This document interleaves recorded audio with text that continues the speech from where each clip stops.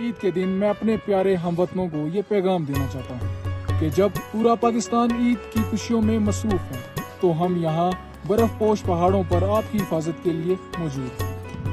ईद के दिन का आगाज हस्बल मामूल नमाज फजर की अदायगी के बाद इग्लू और मोर्चों की छतों की सफाई से होता है, क्योंकि मोर्चे और तमाम इग्लू हर रात बर्फ से दब जाते हैं। छतों और इग्लू से बर्फ हटाने के बाद इसी बर्फ के साफ हिस्से को पिघलाकर पानी बनाया जाता है, जो कि पीने और खाना बनाने के लिए इस्तेमाल होता है। ईद के रोज जहाँ एक तरफ खाना बन रहा होता है, वहीं दूसरी तरफ पाकिस्तानी फौज के जवान अपने फ़राइज़ से गाफिल नहीं होते, बल्कि अपने फ़राइज़ जैसे कि पेट्रोलिंग, संतरी ड्यूटी और रोज़मर्रा की सरगर्मियाँ सर अंजाम देते हैं।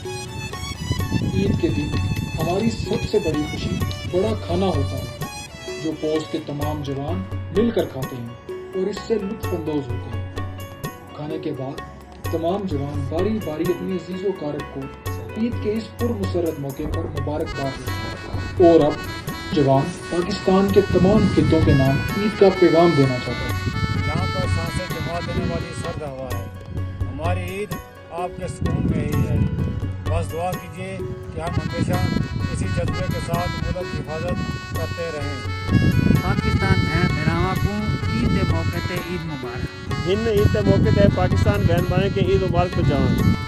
बनी पाकिस्तानी भरा तो दोस्तों संगत माए वक्ता सियाचिन ग्लेशियर है बुरदे बुलंदे कुआनी सरा पाकिस्तान है पास्ते वास्ता सीना पछपुता उस्ता दिली मैं ईद शुमे सुकूने वास्ता है दुआ बिकने हमें जज्बा घुमागूं मुल्क पाकिस्तान है पास्ता बिकने जमो अख्तर पस्ता सुकून की दे बस दुआ कहे हम हमेशा दी जज्बे सरा दे मुल्क में हिफाजत करूं। ईद की खुशियाँ बांटने के बाद हमारे जवान दिन हो या रात हो, वो दुश्मन के नापाक अज़ाइम को खाक में मिलाने के लिए सीसा पिलाई दीवार की मानद खड़े रहते हैं। ईद के दिन का इख्तिताम लुड्डी और भंगड़े के साथ होता है, जो हमारे दिन को यादगार बना देता है।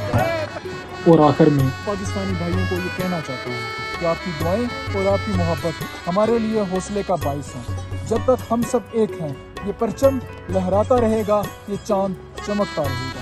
वतन सलामत रहे, ईद तो आनी जानी। पाकिस्तान जिंदाबाद, पाकिस्तान फौज पाइंदाबाद।